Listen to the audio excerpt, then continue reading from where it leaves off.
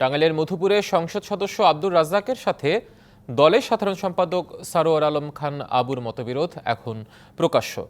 উপজেলা নির্বাচনে চেয়ারম্যান প্রার্থী ইয়াকুব আলীকে বিভিন্ন অনুষ্ঠানে আওয়ামী লীগের একক প্রার্থী ঘোষণা দেন আব্দুর রাজ্জাক। এদিকে এমপির নির্দেশ না মেনে নির্বাচনে অংশ নিয়েছেন সারোয়ার আলম খান আবু।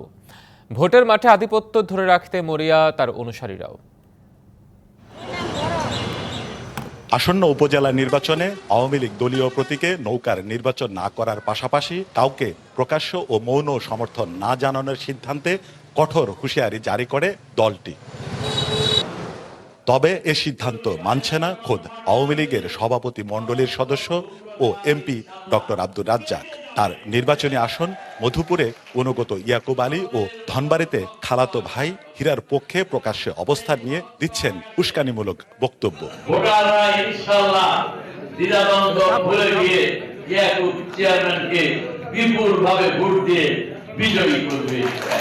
তবে এমপি রাজ্জাককে ঠেকাতেও মরিয়া শক্তিশালী বিরোধী পক্ষ, তাদেরও মারমুখী অবস্থানে আতঙ্কিত স্থানীয়রা।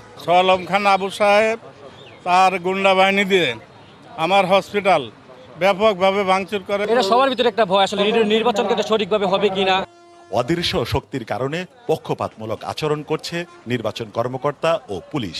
অভিযোগ চেয়ারম্যান প্রার্থীর। নির্বাচন শুরুর থেকে অদ্যাবধি পর্যন্ত ধনবাড়িয়ার মধুপুরে উনি অবস্থান করছেন, নেতাকর্মীদের ভয় দেখাচ্ছেন।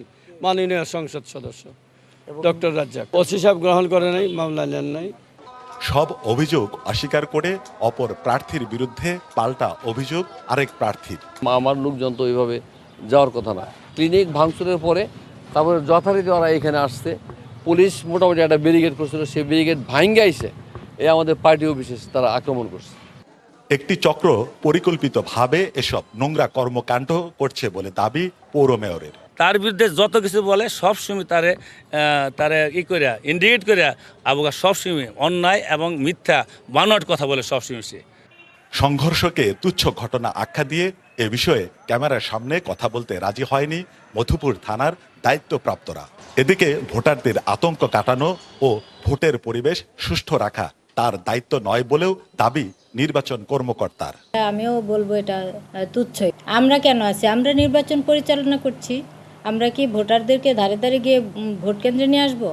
এখানে প্রার্থীদের সহযোগিতা করতে হবে।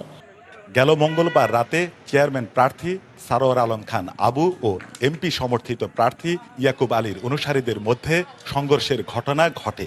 আহত হয় 15 জন, ভাঙচুর করা হয় 2টি ভবন, আওয়ামী লীগ অফিসসহ 15টি মোটরসাইকেল।